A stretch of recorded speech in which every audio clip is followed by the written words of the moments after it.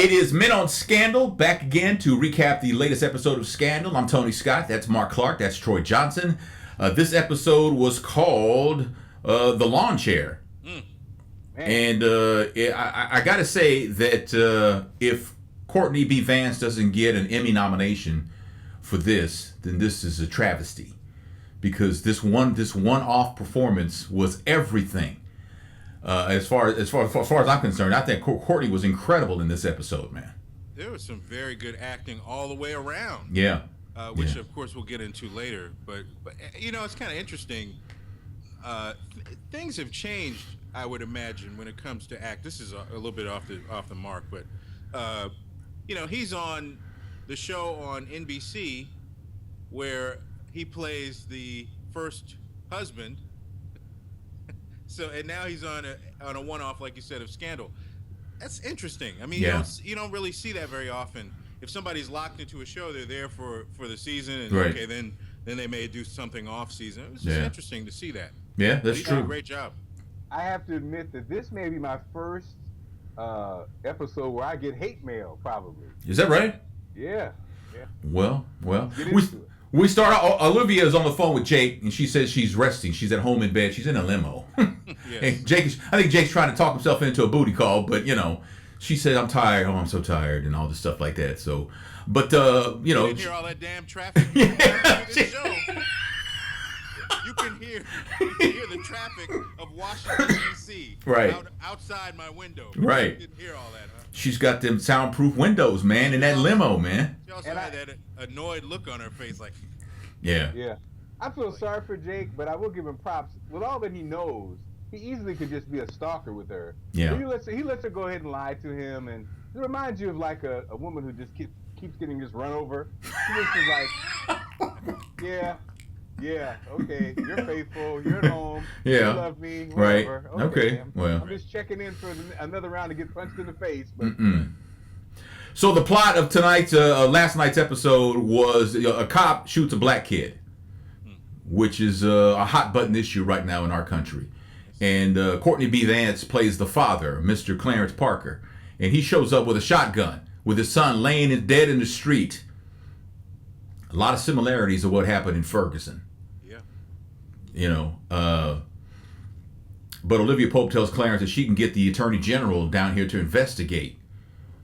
And he said, you know, he's got this look like, make it happen, you know? Like, let's make it happen, man, you know? Yeah, and then she calls David, who is the Attorney General, and he's like, hell no, I ain't going down I ain't going down there. And he hangs up on her. I mean, he just hangs, he's like, you know, no. I'm not, and I guess his message was, I'm not at your beck and call. I'm the Attorney General. I don't work for you. And let me say, what is I'm trying to think, there it is. On this episode, guys, I'm going to be the contrarian. Not the contrarian. I think I got to tell you, Olivia in a fantasy I can handle. I can't handle Olivia in a real storyline. No. It took me a lot to get in because, again, I love the show, and I love the way, you know, when you get to it, Tony, she got called out on this episode. Yeah, she did.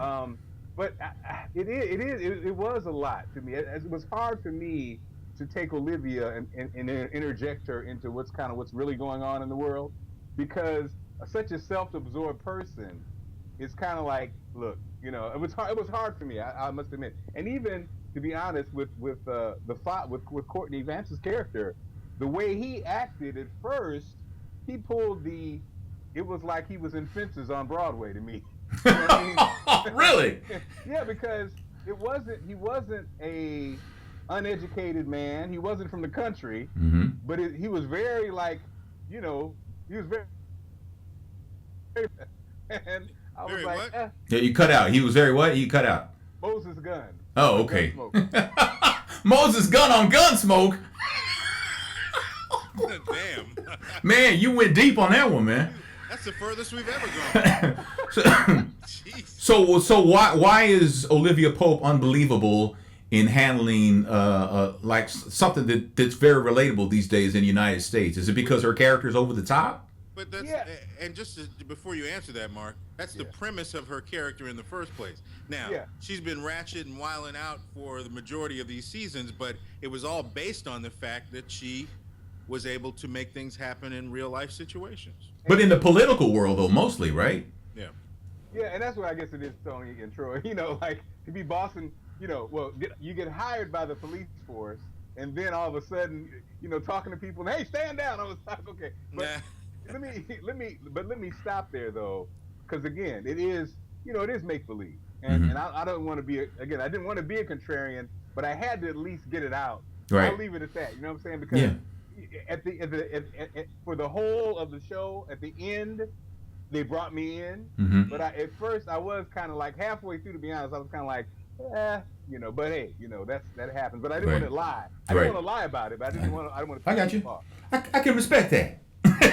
So to step away from that for a second, in the Oval Office, there's talk in there about replacing the VP. They got to replace Andrew Nichols because he had that stroke that Huck gave him.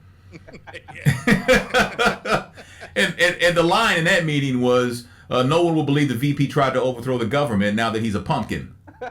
I was like, damn.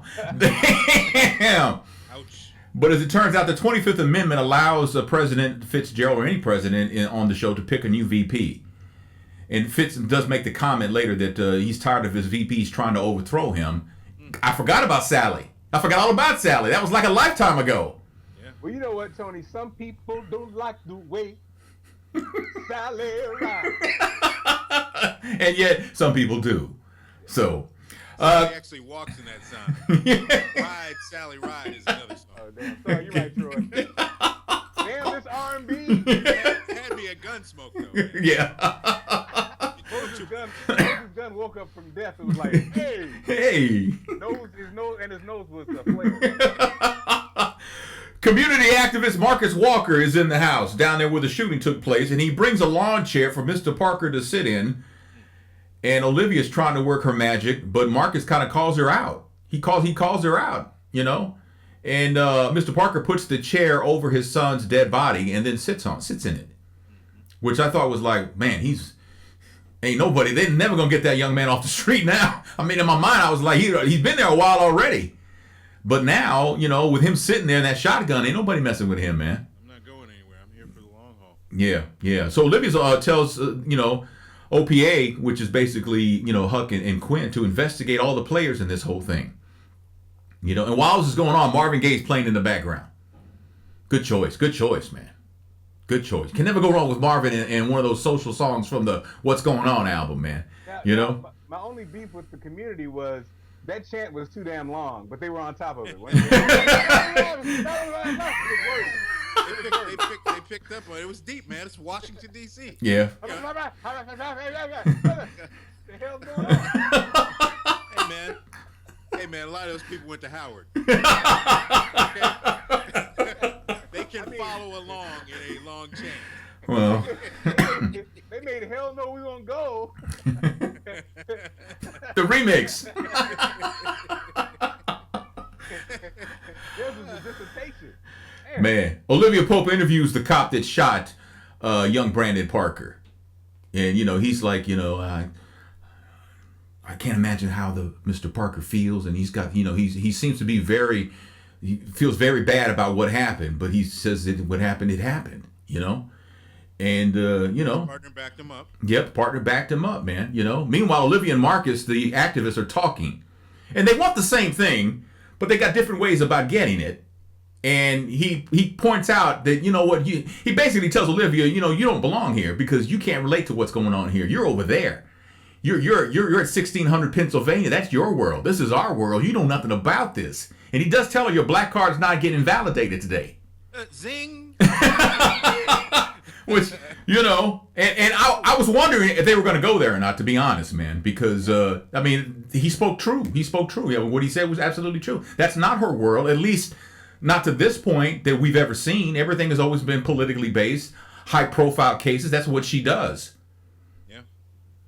And this started with her calling somebody else out like she always does. Mm-hmm. And, she said, you're trying to grandstand this situation Marcus, you're trying to push an agenda while a father is trying to grieve his son. Mm-hmm. And that's when he cracked back on Yeah. her. Right. So, finally, a lot of people, I think, wanted to see Olivia get checked at some point in the last, I don't know how many years we've had this show on. They've been waiting for it. She got checked. Not the strongest check, but it was a good check. It was a good one. Right. And you know what? And that's what, again, guys, that's why I'm done with my negative stuff, because that's what I love about the show.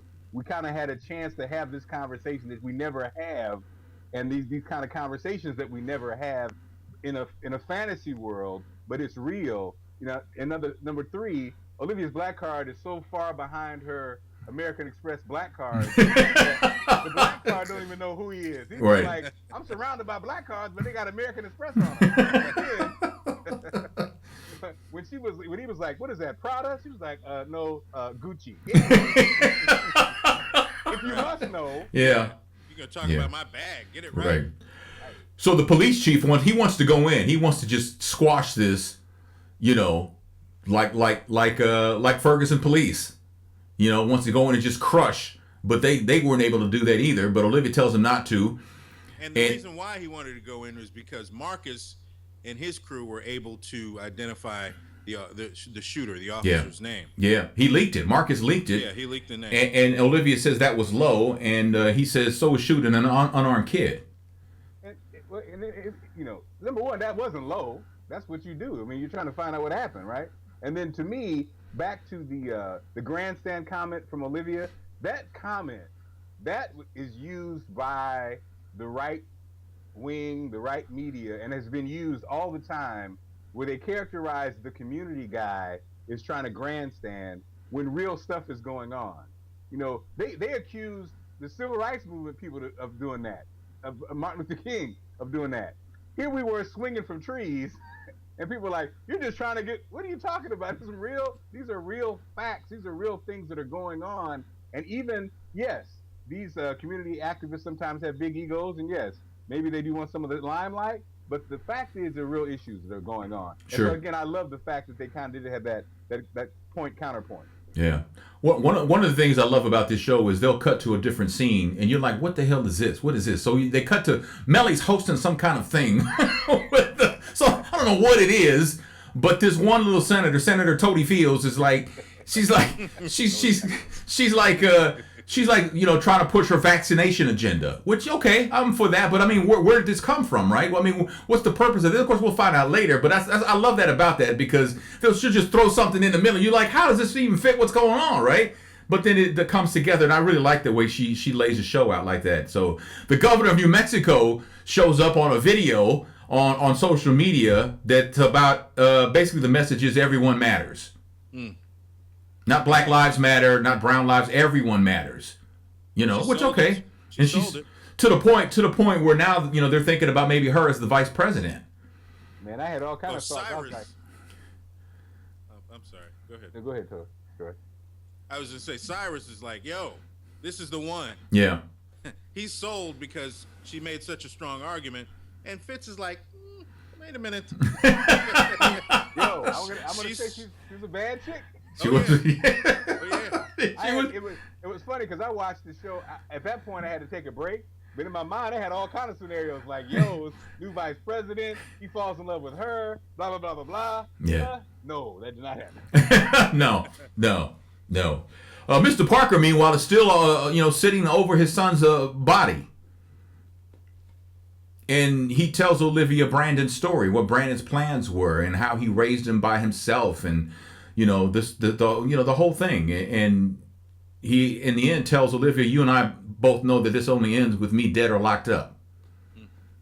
Which, for some reason, the way Courtney delivered that line, it moved me. I don't know about you guys, but I was like, wow, powerful, very powerful. So, well, and sadly, he would have been dead.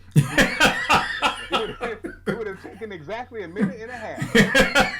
Black man, shotgun, dead. Yeah. Chair with a chair in his hand. Yeah. And then the rest would have been him laying on top of his son's body. Oh man. So while talking to Quinn on the phone, Olivia notices, SWAT, they're gearing up, man. They're gearing up. They're putting on their vests. they're locking and loading the rifles, and you know, she says, I quit, and she joins the protesters, and then she starts with her, you know, chanting with the crowd behind the line. I think her hairstyle and her actions confirm that Olivia is part Native American, because when that wind blows and you see Olivia do that, what the hell is going on? Oh, no. I know what they're doing. Her hunches are right on. Man.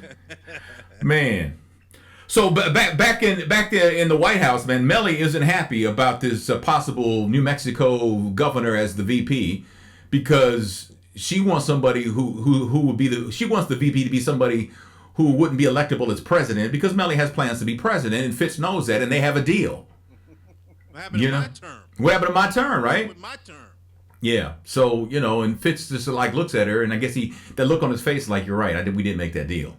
So we're going to have to go somewhere else. Meantime, Olivia goes to David's office, and she gives him the race speech. You know, the justice for people who look like you, not for people who look like me.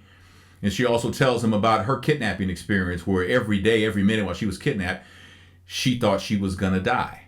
And she ties it into the situation that's going on there. That's how black folks feel with the police. Anytime they're with the police, they feel like they're going to die. You got to understand that. And I guess it made inroads, because he says, what do you need? She says, I need a subpoena for this video, this surveillance video that was out. And the video shows what happened. You know, because the police say that Brandon Parker had a knife. And Mr. Parker is saying all along, my son didn't carry a knife. He doesn't carry a knife. He's never carried a knife. So Mr. Parker has to roll his son over to see if there's a knife. You know, and they roll him over, and there is a knife. There is a knife. So, you know, for a lot of people, it's like, okay, open and shut then, right?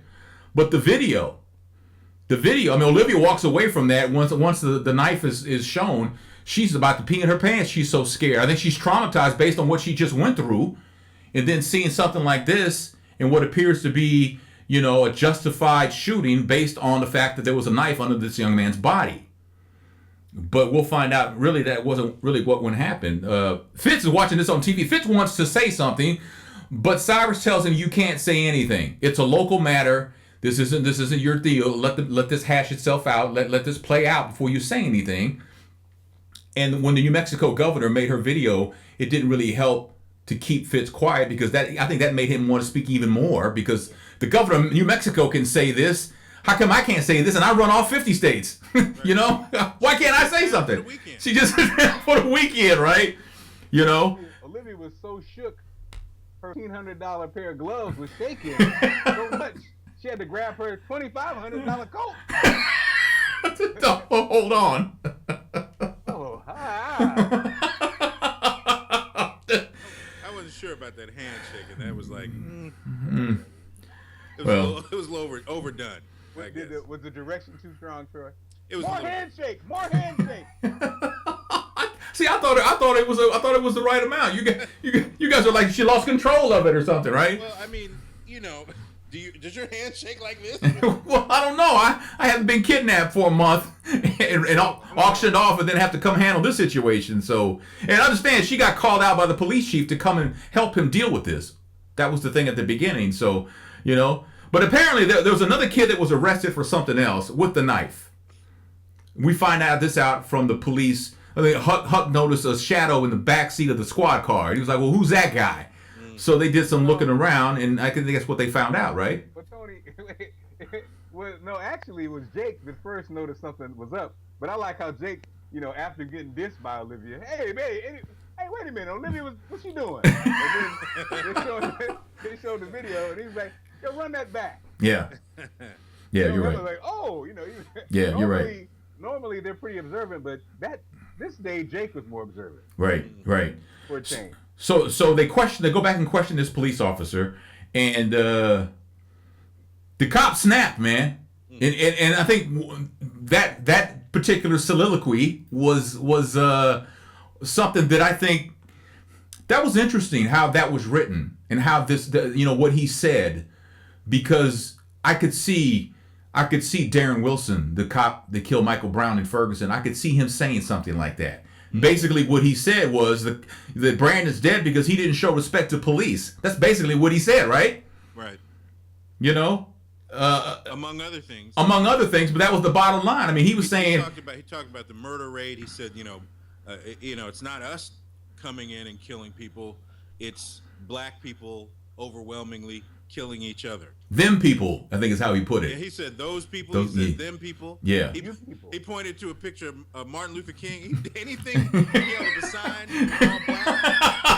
He had a black crayon. He pointed it out in the room. Yeah. I like how Olivia. He went shopping on Black Friday. Everything black.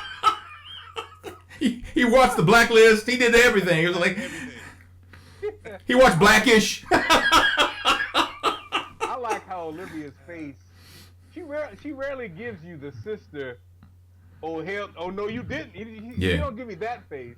She gives you the pained face. You know what I mean? Right. And I think that's important. I think it's like it's important because just like when the Attorney General was going to help her, Olivia has this gift that white people want to help her. You know, like when they see that pained face, they want to help Olivia. Yeah.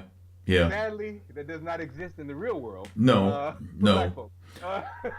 But I think it's interesting because I mean that's what drives the whole show. Right. And it isn't that soliloquy, Tony, like you said, you really could imagine Darren Wilson having that conversation. And the other thing about being a black male that is so real, be it at work or whatever situation, the fact that you just happen to be a black male makes you already intimidating or people uncomfortable. Or again, a white kid reaching into his pocket doesn't seem as intimidating as a black kid doing it. And the sad part about it is, I think across the board, the image of the black male is so negative that even black men, if a young man reaches into something, is probably going to take a pause. And that's deep, man. That's frightening. That's deep. That's sad. You know? Well, you know what? I will say this though. When they showed the video of Brandon Parker reaching into his coat for a receipt for the phone that he had, it did look like he was coming out with something because he was very aggressive when he went in there, right? He did. I mean, it was, to me, I would have stopped Brandon if I were a cop and said, open your coat, or if it was in his pocket, go very slow, man. go very slow, whatever you're going to get, because if I see anything shiny, I'm going to shoot your ass, right? I mean something. But the cop just stood there and let him go in his pocket in a very aggressive manner, and he shouldn't have done that. Now, having said that, I'm not a police officer. I know a lot of what they do is a split second, is a judgment decision. So and this is television. When you look, and we can't see outside the scene, but when you look at how it was depicted, they were extremely close to each other. Mm-hmm. Maybe 5, 6, maybe 8 feet from each other. Yeah. And they in a what looked like an animated argument was going on, animated conversation, and the guy reaches in a situation where when you see, 2 minutes on World Star Hip Hop, you can see people, sneaking folks with, with a punch, or there's so much you can do to try to distract somebody. Right. The times are changing. People are not necessarily just answering to a order that's given, even by a police officer. Right. That's true. Times have changed, unfortunately. Yeah. I just love. I was just at a high school today, and you're right, man. I mean, the lines are so fuzzy, and especially in a society where, if in fact you fear that young person, and you happen to also have a weapon, it just creates a terrible situation. But the whole dynamic with this police officer on Scandal, the one who shot Brandon Parker, it was like, when Olivia Pope talked to him the first time, and he was talking about how bad he felt, and he explained about how he prides himself on getting to know the community in which he works and all that kind of stuff. But then when the truth comes out and he gives us this speech basically saying that Brandon died because he didn't respect the badge, and it was like the whole dynamic of, at the beginning, this is what happened. But then when they found out the truth, and he just lashes out with the truth about how he feels. You know, defiance. yeah, yeah. I come into these people's community. I come here to protect these people. Away, yeah, 40 miles away. I protect these people. I put my life on the line. They're shooting at each other. We're not shooting them, and yet, you know, I get no respect. You know, and it was like, wow, just like, wow, that was amazing dialogue. I want to give that actor props because I mean he pulled that off, and the way it was written seamlessly wove together a lot of arguments that we've seen and heard in the news lately. Right.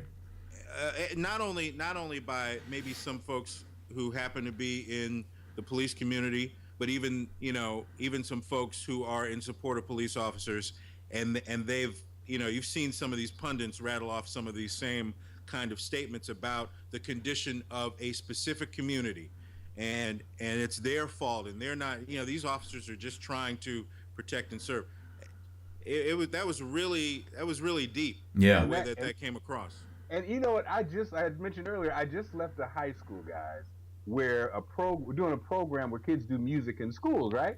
And they have these police officers, happen to be African American police officers, for schools is predominantly African American, right? And they're laughing and rapping and dancing with the kids. They understand the kids because they are the kids. They grew up in Brooklyn. You know what I mean? They grew up in Harlem. And so it is interesting. It just seems common sense wise, that kind of officer who does that kind of stuff on the street is not afraid and is not as unsure about their activities as somebody who is coming in from 40 miles out. And I see the thing that kills me in Harlem and Brooklyn and all these regentrified areas, it seems like as soon as the gentrification comes in, now you see all these white cops who are not from there. Versus if they had people who are from there, it's just a different interaction.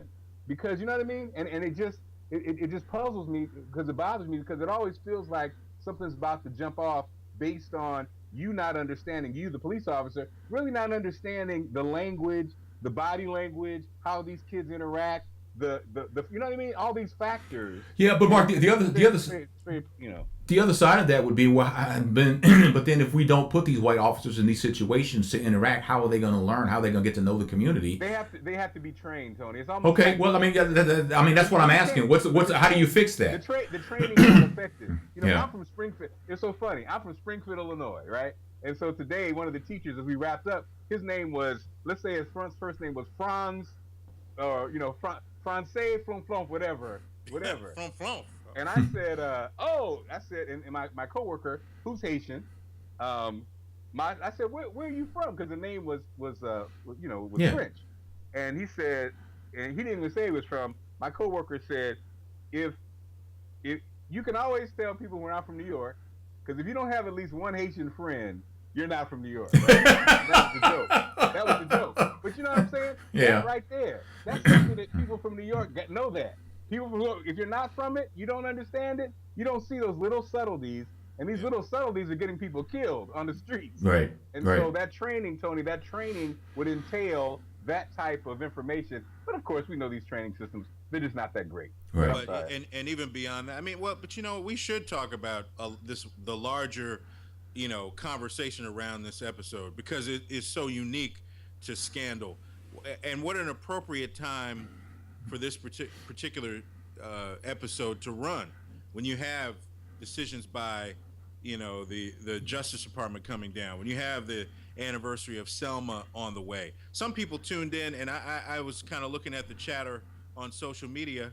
It's interesting. We've talked about this on Men on Everything and before, how some people are like, oh man, this is a little too much for me. Some people even thought this was disrespectful to the Michael Brown situation. When do you have a conversation about these things? Well, other people were overwhelmed and could really feel, they felt it personally. They felt an emotional, feel to what Clarence, the character, was going through. It was just really interesting to see how people reacted to the gamut of reactions Sure. to this particular episode. Yeah. But the conversations need to happen, like Mark was saying, and to piggyback on what he was saying, the training helps, but even better would be police officers that come from those communities. And when you think about Ferguson, that certainly wasn't the case. That's something that they may need to improve on. All these young people, they're looking for opportunities to learn and grow. I mean, the police department is just one of many ways, and it could really be helpful in the long run. Right. That's a good point. So it turns out Officer Jeffrey Newton was arrested for altering evidence, perjury, and filing a false police report, but they mentioned nothing about murder or killing Brandon Parker. There was no mention of being charged with killing anybody. Mm-hmm. Was it I noticed that. I was like, well, where's the murder charge? I mean, clearly he shot him in cold blood. So why isn't there a murder charge? But even on a TV show, yeah, the standard is too high. I guess so. So meanwhile, the Senator Susan, the little short one, the one who had the vaccination agenda, she apparently is the one Mellie has chosen to be the vice president because she's not electable on any level at all. So they bring her in. And she says, I don't want to be the vice president. I don't want to be the vice president. Why would y'all? This is my first term. Why the hell would you pick me? I just got here, And she, she doesn't want to be the, and the subject comes up, well, something happens to the president. Then you'll be president. I don't want to be president. So to me, it's like to make her the vice president would be the biggest joke, I think, in the history of political TV drama. However, Tony, yeah. As I was analyzing the situation, in her answers, while naive and definitely fresh off the fresh from her home state into the halls of Congress, she's not an idiot, and she's been misjudged as an idiot before. Sure. And she showed up earlier. That's how she became a senator. Right. But she was like, I did come here to actually do something. I'm bringing this vaccination plan to the Senate because it's something that needs to happen. So she's basically just, in my opinion, she's just a raw politician who should not be vice president, though. Who's thrust into that. Yeah. But if you to me, Troy, if you tell the president I don't want to be vice president, then you got to take her off the list. Well, that's what he wanted to hear, though. Yeah. He's not thinking he's going anywhere. Now, here's what's gonna happen, guys. Yeah. Remember, she got elected because of who?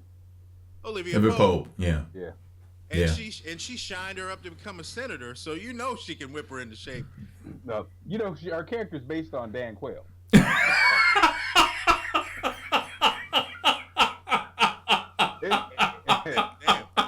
It took me the whole episode to think of his name. So I was like, what's his name?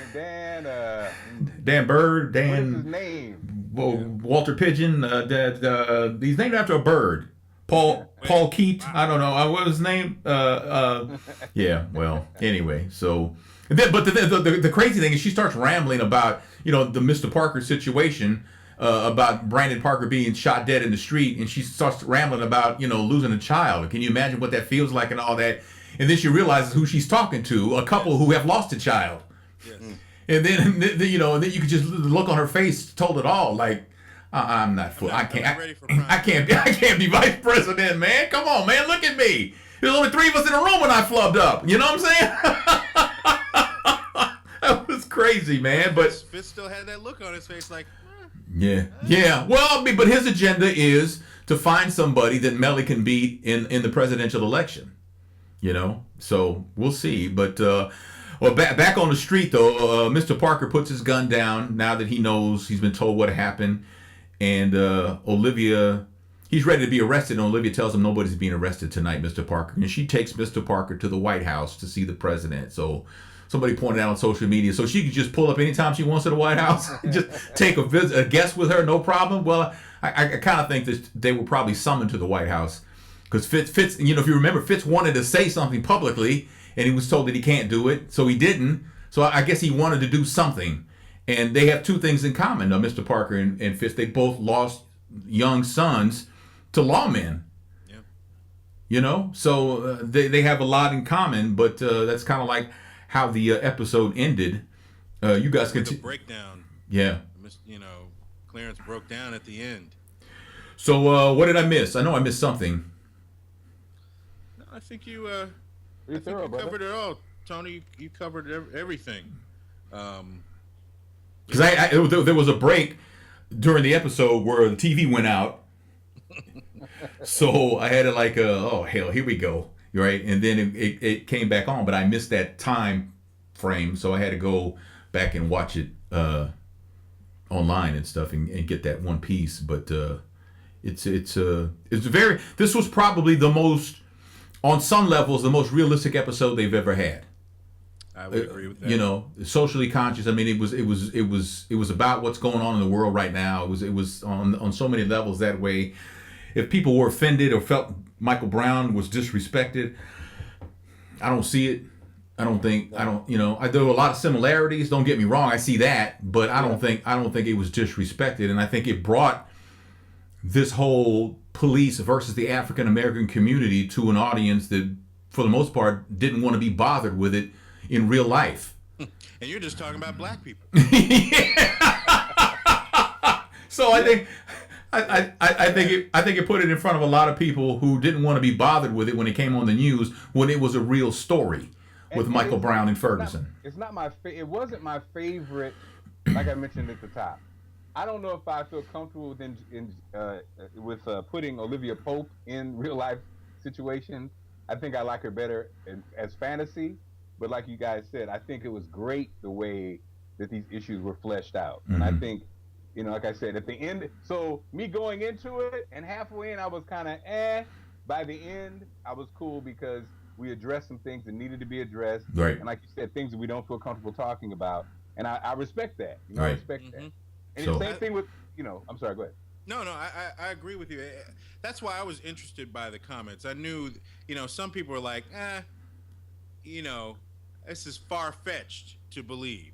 Well, first of all, it's a TV show. Yeah. So let's take that off the table. The other thing was, you know, people were like, not believing that this could wrap up in a perfect bow kind of situation. Well, that's what Olivia Pope does every week. Right. I mean, look at her hair. Look at her hairstyle. Look at her perfect bow this week. So you know, it's like I think Shonda Rhimes. I understand she tweeted out. Some people were thinking that this is the end of the season. Yeah, the season finale. Yeah. It's like, no, the show ain't over with. What are you doing? She we got 8 more, something like that, like 8 more to get to. So yeah, so I think people are off the mark with right. their you know, everybody's got an opinion, and obviously some of these opinions are Yeah. Well, that was the episode, The Lawn Chair. If you don't know, the three of us actually do another show called Men on Everything, where we talk about like the big stories of the week. We just put one up a couple days ago, and if you're interested in seeing it, you can go to talking360.com, and you'll see the Men on Everything icon. You can click that, and it'll take you to the latest episode. So if you can give this a thumbs up, that helps a lot. Helps grow the channel. Subscribing to me means even more. Sharing it would be off the hook. We do this every week, and we appreciate you, like I said, watching, sharing, and anything positive or anything negative. You don't like it, give it a thumbs down. That's fine too. It doesn't hurt. I'll show up at your house in a lawn chair with a shotgun. Do you have a way to donate to the Men on Scandal thing? You need to put that on there, man. Well, we do. Well, the Patreon account. If you go to Patreon. patreon.com / Tony Scott Media, you can actually become a patron of us for as little as $2.99 a month to help support the channel and you know, show your love and support with $3 a month. It's like, you know, it's really to keep. Tony has to buy that gray hair dye. By the bucket. Right. Tony got to pay the cable bill to get this on, so you know. But so if you can help out that way, that would be awesome. If you could do it that way. I had a tip jar, and it was in beta with YouTube, but it's not up anymore, and it's not an option for me to put it up. So maybe they changed their mind. I don't know, but PayPal, man? Got a PayPal? I got to pay PayPal. You want to put something in my PayPal account to help us keep this going? TonyScottMedia@gmail.com is. We're begging here. We're begging. help some brothers out. So Yo, man, we need to do a fund us account for our TV show or something. That'd be nice. Something to think. But the thing I've noticed about the Kickstarter and GoFundMe, the whole whether it succeeds or not is based on the presentation, on how it's written, and you almost certainly have to have a video to go with it, and you got to be able to grab people. So if you go up there acting clownish, you're not gonna get a dime. But if you make sense, you may get some funding. That's what I've noticed. But wait a minute, Tony, what we can't. We have grabbed a few people. We have. Don't put me on because I'm gonna act clownish. But I mean, I think. But the difference between having people who enjoy watching your program and then asking them for money. I think people enjoy your program, but when you ask them, even for $2.99 a month, they're like, man, come on, man. I did a Kickstarter for my children's book. I raised a -$20. You owe them money, man. I owe them money. I'm like, yo. Oh, damn. What happened? I got $5,000. What happened? Yeah. So you went on Kickstarter and they started kicking your ass. Kick rocks. Well, and that's the thing. Well, the thing is, and I understand the people. If you can't afford $3 a month, then you shouldn't give $3 a month. I mean, you shouldn't, because we don't want you to hurt yourself. And $3, if $3 can hurt you, then things are pretty tight, and I respect that. So, I got a message on Twitter from someone that said, how can we support you if we're broke? Well, you can support us by sharing the video. Yeah, watch it. And watching and sharing and telling people about us. That would be great if you could do that. So. And thanks for keeping it real.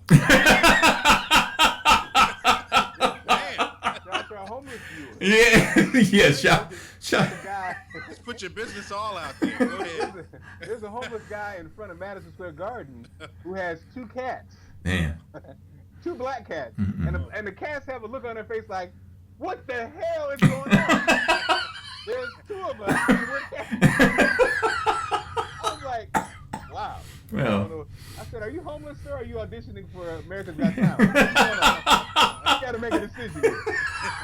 And free these cats. Free these damn cats. Hey, he said, hey, nothing wrong with having a couple of pussies around. Well, then now no to check language box in the. Yeah, well. All right, that's our show. I'm sorry. Appreciate you checking us out. All right. All right.